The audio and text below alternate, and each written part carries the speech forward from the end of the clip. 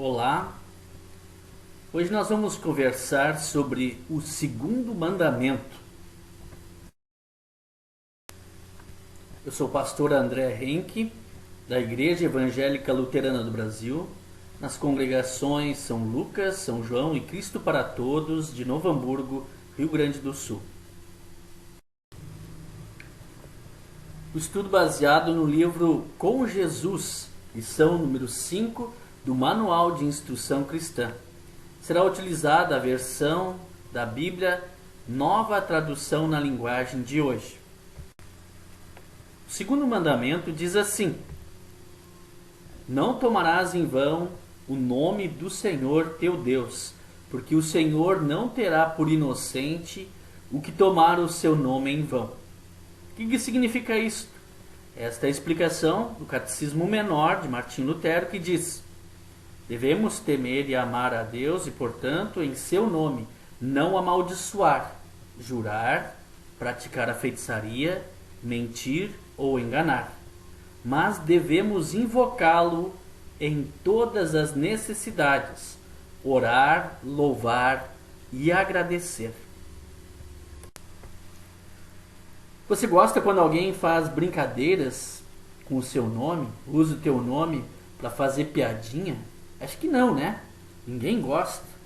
Ou quando coloca em você um apelido bem desagradável, que te entristece, que te deixa bem para baixo, né? Não é legal. A gente prefere que chamem pelo nosso nome. E também usem esse nosso nome com devido respeito, com devido carinho. E sobre isso que trata o segundo mandamento. Deus também é conhecido e chamado por alguns nomes que temos na Bíblia. E é isso que vamos tratar nesta lição de hoje. O segundo mandamento, gosto sempre de lembrar conforme está escrito na Bíblia. Lá em Êxodo capítulo 20, versículo 7. Aqui conforme a Nova Tradução na linguagem de hoje. Na descrição do mandamento que nós mencionamos anteriormente, está conforme a Bíblia Almeida Revista e Atualizada, mas o sentido é o mesmo. Diz assim então, lá na Bíblia, você pode conferir na sua Bíblia na sua casa, em Êxodo capítulo 20, versículo 7. Não use, é Deus falando, não use o meu nome sem o respeito que ele merece, pois eu sou o Senhor, o Deus de vocês, e castigo aqueles que desrespeitam o meu nome. Mas qual é o nome de Deus? Deus, na Bíblia, é chamado por diversos nomes, tais como Deus, Deus Pai, como Jesus Cristo, como o Espírito Santo, o Altíssimo. São alguns exemplos. E cada nome diz alguma coisa a respeito de Deus. Por exemplo, Jesus significa Salvador. A palavra Cristo, né? Jesus Cristo, o nome de Deus, o nome de Jesus, na língua hebraica é Messias. Messias, o prometido. Temos no Antigo Testamento várias referências ao Messias aguardado, que no Novo Testamento se cumpre a vinda, né, deste Messias. E aí na língua grega, então a tradução de Messias para o grego é Cristo. E na língua portuguesa, a nossa língua que nós falamos, a tradução de Messias, de Cristo, para a nossa língua portuguesa é ungido, o escolhido de Deus. Então essas palavras, elas têm o mesmo significado, né? Jesus Cristo é o Salvador, o ungido, o escolhido de Deus. A maioria dos nomes dizem o que Deus faz. O nome de Deus fala de Deus mesmo, como ele se deu a conhecer. Ele não deseja que o seu nome seja usado para brincadeiras, com desrespeito e em coisas sem importância. Assim como nós também não gostamos quando fazem brincadeiras, piadas com o nosso nome. Deus é santo e santo é também o seu nome. Por isso, não devemos usar em vão o seu nome. Essa palavra em vão, né, olhando no dicionário, ela significa que é algo sem conteúdo, é um vazio, um oco, ou como é usado também em outras ocasiões, não tem fundamento, é algo sem realidade, é algo falso. Na engenharia, por exemplo, e na arquitetura, é chamado ou dito, usada essa palavra vão, para um espaço vazio. Né? Por exemplo, numa porta aberta, ali tem um vão, tem um vazio. Então, assim, Deus não quer que a gente use o nome dele sem a necessidade, sem a sua ordem, sem pensar, sem precisar, ou de uma forma sem respeito, conforme Deus assim o pede para não usarmos no segundo mandamento. O uso errado do nome de Deus. Devemos usar o nome de Deus com cuidado e respeito. Ele não deve ser usado para amaldiçoar, jurar falsamente, praticar a feitiçaria, mentir ou enganar, conforme nós vimos na explicação do segundo mandamento feito por Martim Lutero. E aí, destacando estas palavras, no caso temos aqui o destaque da palavra amaldiçoar. Olhando no texto bíblico de Levíticos 24, 15 e 16, quem amaldiçoar o seu Deus pagará por esse pecado e será morto a pedradas por todo o povo. Quem blasfemar contra o nome do Senhor Deus será morto. Também Gálatas 6, 7. Não se engane, ninguém zomba de Deus. O que uma pessoa plantar, isso mesmo que colherá. Deus ameaça castigar as pessoas que amaldiçoam e proíbe zombar dele. Amaldiçoar quer dizer zombar ou gozar, brincar de Deus, ou desejar o mal a si próprio e a outra pessoa. Ninguém gosta de ter o seu nome zombado. Então é isso que Deus fala. Também não quer que a gente amaldiçoe alguém ou a nós mesmos usando o nome de Deus. Por exemplo, assim, tomara Deus que caia um raio na tua cabeça. Ou conforme nós temos aqui alguns exemplos descritos, né? Que Deus corte a sua língua. E assim temos vários exemplos que ouvimos ou talvez até falamos alguma vez na nossa vida. Então Deus não quer que a gente use o nome dele e não amaldiçoe, né? Mesmo que talvez em algumas circunstâncias o nome de Deus não apareça, mas a gente amaldiçoa igual a alguém, alguma pessoa. Deus não quer que a gente faça isso, né? Ou, como temos exemplo, vá para o inferno, né? Maldita bicicleta, e muitos outros exemplos que poderiam ser aqui lembrados.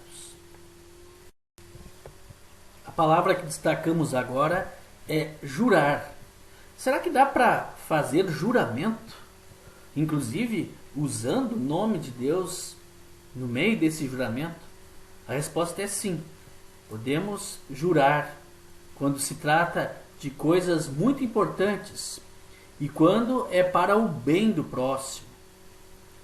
Nesse texto de 2 Coríntios, capítulo 1, versículo 23, o apóstolo Paulo diz assim: é o apóstolo Paulo falando, chamo Deus como minha testemunha, Ele conhece o meu coração. Ou seja, jurar é chamar a Deus por testemunha de que estamos dizendo a verdade, ou para castigar-nos caso estivermos mentindo. Alguns exemplos, né, de juramento. Não sei se vocês já viram em algum filme, né? Juro dizer a verdade, somente a verdade, nada além da verdade. Inclusive se bota a mão em cima da Bíblia. Então É um juramento que se faz para falar a verdade. Outro juramento que se faz é no casamento, inclusive diante do altar, jurar, amar e ser fiel, cuidar, ter o respeito, o comprometimento com a esposa, com o marido. É um juramento que é feito, não é errado fazer. Inclusive o nome de Deus está ali envolvido. Jurar a bandeira, né? Principalmente aos moços aí que vão para o quartel, chegará um momento que eles vão ter que fazer um juramento à bandeira. E isso pode ser feito. Um outro juramento que se faz é o dia da confirmação, né? Que nós estamos, às vezes, nos preparando para esse momento, ou já passamos por este momento, o ritual de confirmação, né? Onde diante do altar de Deus, depois de ter aprendido os ensinamentos básicos da Escritura Sagrada, nós dizemos: eu quero ser fiel ao Senhor, seguir por esse caminho durante toda a minha vida, né? A este meu Deus Pai, Filho e Espírito Santo. Então, fazer juramentos não são errados, né? Mas devemos então tomar cuidado, né, para não quebrar esse juramento. Esses juramentos não são pecados desde que o façamos com sinceridade e falemos a verdade. Ainda falando sobre juramento, tem esse relato de Mateus 26, 69 a 75, em que Pedro nega Jesus por 3 vezes. O contexto todo é muito importante. Na noite em que Jesus está tomando a ceia com os discípulos, ele disse que alguém iria trair ele. E Pedro disse: não, nunca vou fazer isso. Nunca vou te abandonar, nunca vou te trair. Então Jesus disse para ele: antes que o galo cante, você vai me negar 3 vezes. Dali eles foram para o Getsêmani orar. Ali Jesus foi preso. Pedro foi seguindo Jesus até o pátio do templo, e ali alguns reconheceram Pedro. E aí então Pedro diz assim: a primeira vez eu não sei de quem você está falando, no versículo 70. No versículo 72, então, quando alguém novamente reconhece Pedro, ele diz assim: juro que não conheço este homem. A mesma coisa ele também diz na terceira vez, no versículo 74, juro que não conheço esse homem, que Deus me castigue se não estou dizendo a verdade. E aí o galo cantou, e aí ele se lembrou do que Jesus falou, e ele ficou profundamente triste, chorou amargamente. É o discípulo de Jesus, né? Nós somos discípulos, seguidores de Jesus. Fazemos também muitas promessas e às vezes quebramos elas. E aí, como que fica isso? É algo sério, é algo grave. Mas vejam só, Deus perdoa inclusive este pecado que cometemos, relacionado ao 2º mandamento. Quando prometemos que vamos ser fiéis a Ele, vamos segui-lo, nunca vamos abandoná-lo, nunca vamos traí-lo, e muitas vezes, infelizmente, quebramos esse nosso juramento. E é interessante continuar no contexto da Semana Santa. Jesus é crucificado, morre para perdoar os pecadores, ressuscita, e alguns dias depois, conforme temos no relato de João, capítulo 21, versículos 15 a 19, então Jesus aparece ressurreto para os discípulos que estavam numa pescaria. Pedro se joga na água, vai nadando, e aí então depois eles estão comendo peixes na beira do mar da Galileia, e aí então Jesus retoma o diálogo com Pedro, perguntando para ele: você me ama? E aí Pedro responde: sim, o Senhor sabe que eu amo. De novo, Jesus pergunta para Pedro, né, você me ama? E ele responde: sim, o Senhor sabe que eu o amo, Senhor. Tome conta das minhas ovelhas, de Jesus. E aí pela terceira vez, então Jesus pergunta, né, você me ama? E então Pedro responde: o Senhor sabe tudo e sabe que eu o amo, Senhor. Tome conta das minhas ovelhas. E assim Pedro reafirma sua fé. E assim notamos que diante do mudar, do arrependimento genuíno, verdadeiro, e o perdão que Deus dá, nos redirecionando a nossa vida para continuarmos andando com Ele. Então, temos aí esse exemplo tão bonito do perdão que Deus dá nos nossos pecados relacionados ao segundo mandamento. Dando seguimento, observando e lembrando das palavras da explicação do segundo mandamento, onde diz que não é para usar o nome de Deus para praticar a feitiçaria. Esse texto de Deuteronômio 18, 10 a 12, nos dá uma amostra de essa menção bíblica que diz assim: não ofereçam seus filhos em sacrifício, queimando-os no altar.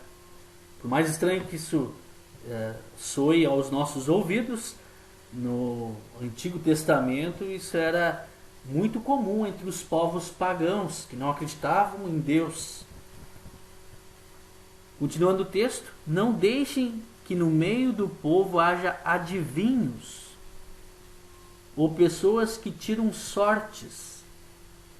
Não tolerem feiticeiros, nem quem faça despachos, nem os que invocam os espíritos dos mortos. O Senhor Deus detesta os que praticam essas coisas nojentas e por isso mesmo está expulsando da terra esses povos, enquanto vocês vão tomando posse dela. Então temos esse exemplo bíblico aí falando claramente a respeito do praticar a feitiçaria e outras coisas relacionadas. Ou seja, usar o nome de Deus sem a sua permissão e promessa para benzer, contar o futuro ou tentar adivinhar o futuro, falar com os mortos, usar objetos para dar sorte, por exemplo, uma figa, um pé de coelho, um amuleto, né, um trevo de 4 folhas, e uma ferradura, sei lá, né, um amuleto de sorte, e que estão relacionados à superstição que nós temos. São crendices que nós acabamos seguindo ou desenvolvendo sem ter muito conhecimento ou nem saber a razão por que fazemos aquilo. E a Bíblia, a palavra de Deus, no segundo mandamento nos orienta para não fazermos desta forma. É interessante aqui dar uma atenção, por exemplo, para o crucifixo. Nós inclusive temos dentro da igreja, será que podemos usar uma correntinha com crucifixo? Né? Ou usar uma camiseta que tem um dizer bíblico, ou uma imagem de Jesus, algo parecido, ou uma cruz. Na verdade é algo simbólico, né? Uma imagem comunica bastante, mas, por exemplo, dentro da igreja, ou até mesmo se a gente tiver um crucifixo, uma correntinha usando ao pescoço, né? Ou uma tatuagem, que também hoje cada vez é mais comum encontrarmos, não há nada de errado, desde que aquilo seja apenas uma imagem ou uma figura simbólica que remeta e lembre e testemunhe, no caso, o nome de Deus, o nome de Jesus. O sinal da cruz, né? Será que podemos fazer o sinal da cruz? Não há nada de errado em fazer o sinal da cruz. Aliás, tem um bonito testemunho, é o Deus que nós cremos. Mas agora fazer meramente por superstição ou simplesmente fazer por fazer, de uma forma em vão ou vazia, também é pecado contra o segundo mandamento. Então, é importante nós termos esse entendimento, né, de que não há nada de errado, desde que seja usado corretamente, devidamente. Agora vamos ver as palavras mentir ou enganar mencionadas na explicação do segundo mandamento. Mentir ou enganar pelo nome de Deus quer dizer ensinar ideias humanas como se fossem de Deus, ou fingir-se cristão quando na verdade não se é cristão.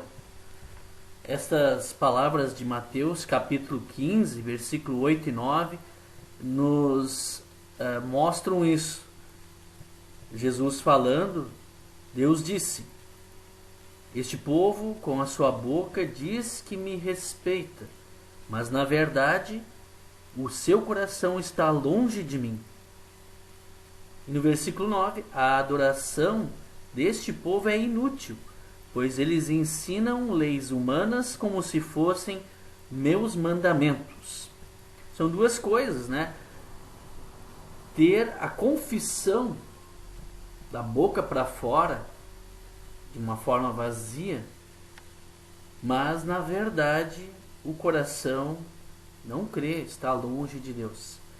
E a outra é pegar como palavra de Deus um ensinamento humano, é ter uma doutrina inventada, criada por pessoas e dizer que é palavra de Deus. Aí está então também um uso errado, proibido por Deus no segundo mandamento. Muitas pessoas também usam o nome de Deus em vão quando, sem pensar, usam expressões como Deus me livre, Deus me perdoe, pelo amor de Deus, meu Deus. É isso mesmo. Agora a gente se dá conta e pensa, mas eu já fiz isso.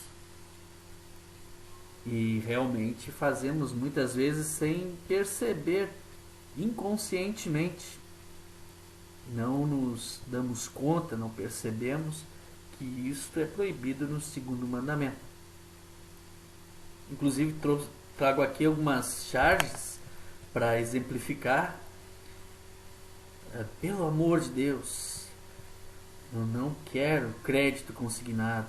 Pelo amor de Deus. Outro, não abra esta porta, querida.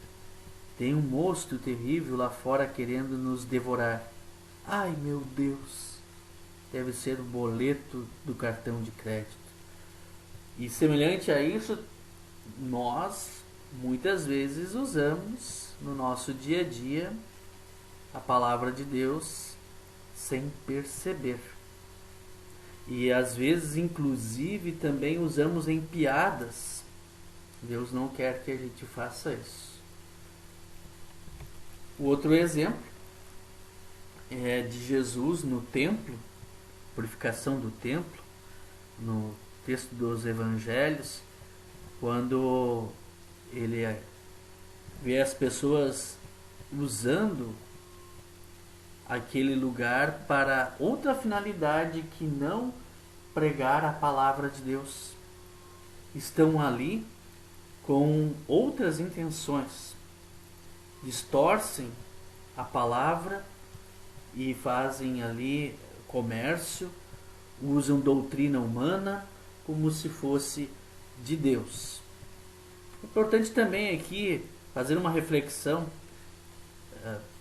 Nós usamos essas palavras às vezes como se fossem vírgulas.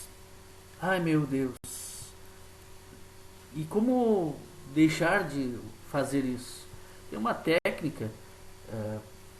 Precisamos então nos observar durante alguns dias. Não vamos deixar de ter essas reações que são espontâneas e impensadas diante de um susto, uma reação de alegria, ou de espanto, ou de entusiasmo. É normal ter isso. Mas não precisa então usar o nome de Deus. E o que fazer? Tem que se observar, tem que começar a cuidar e substituir essas palavras que envolvem o nome de Deus por outras. Por exemplo, em vez de dizer, meu Deus, dizer, mas que barbaridade, mas que coisa, que droga. Interessante que isso também vale para quem tem o hábito de falar palavrões.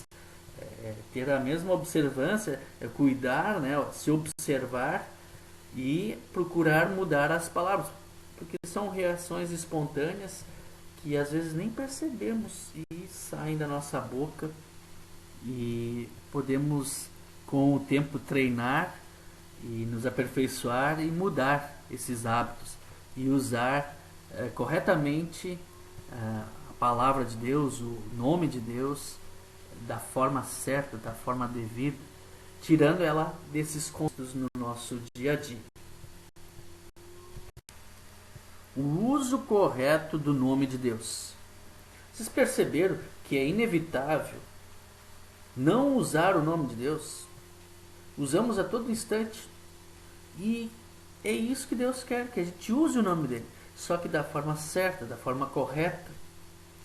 Conforme a explicação do segundo mandamento, ali está assim descrito: invocá-lo em todas as necessidades, orar, louvar e agradecer. Diz assim no Salmo 50, versículo 15, dizendo para invocarmos, pedirmos a ajuda de Deus em todas as necessidades e perigos. Se me chamarem no dia da aflição, diz Deus, eu os livrarei e vocês me louvarão. Talvez alguns pensem, talvez isso aconteça também conosco. Vamos pedir a ajuda de Deus só nos momentos difíceis, complicados, de aperto na nossa vida. Mas que bom que lembramos de Deus nesse momento. Tem pessoas que nem nessas situações lembram. Pelo contrário, praguejam contra Deus, xingam Ele e não veem as suas ações amorosas na sua vida. Deus também quer que a gente louve e agradeça por todas as coisas que Ele faz por nós. Temos vários textos, aqui apenas um exemplo, do Salmo 118, versículo 1. Deem graças a Deus, o Senhor, porque Ele é bom e porque o seu amor dura para sempre. Quando cantamos hinos, canções cristãs, ali está o nome de Deus. Quando nós oramos, além de pedir, agradecemos. Temos tantas coisas para agradecer. Agradecer pela família, pelos amigos, pela saúde, enfim.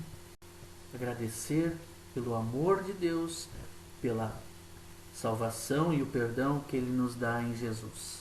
Temos muitos motivos para nos dirigir a Deus e orar, louvar, agradecer, pedir a sua ajuda. Um desses exemplos é o texto de Lucas 17, versículos 11 a 19, onde Jesus cura os 10 leprosos. Nós vamos lembrar, pode também ler na sua Bíblia, esta cura de Jesus dos 10 leprosos.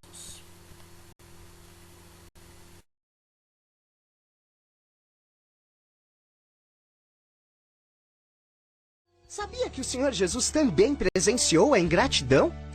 Ah, é? Eu vou contar pra você. Está na passagem que narra a cura dos 10 leprosos. Que tipo de doença era essa? A lepra era uma doença muito cruel que causava lesões na pele e fazia com que partes do corpo apodrecessem e até caíssem. Por ser altamente contagiosa, os portadores dessa doença eram obrigados por lei a manterem distância de pelo menos 100 metros das demais pessoas. Dessa forma, os leprosos tinham que viver longe de suas famílias e em condições precárias. Coitados! Pois é. Bem, Jesus se dirigia a Jerusalém quando chegou na divisa da Galiléia e Samaria. Ao se aproximar de uma aldeia, 10 leprosos, entre eles um samaritano, lhe fizeram um pedido. Jesus, mestre, tenha misericórdia de nós. Nos cure, por favor. Vão até os sacerdotes, para que eles os vejam. Mas nós ainda não estamos curados. Não podemos nos aproximar de ninguém do jeito que estamos. Se o mestre está nos dizendo para fazermos isso, É isso que devemos fazer.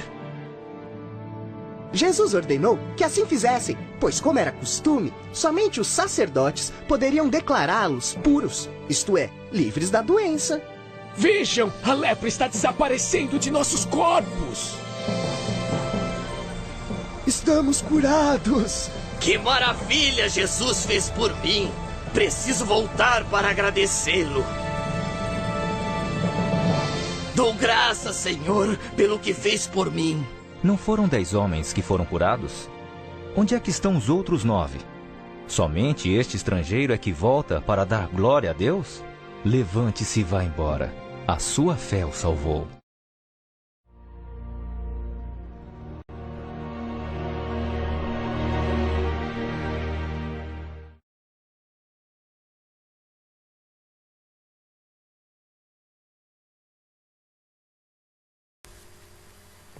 Essa história bíblica de Lucas 17, versículos 11 a 19, além de falar sobre a gratidão ou a ingratidão, também nos fala sobre o segundo mandamento.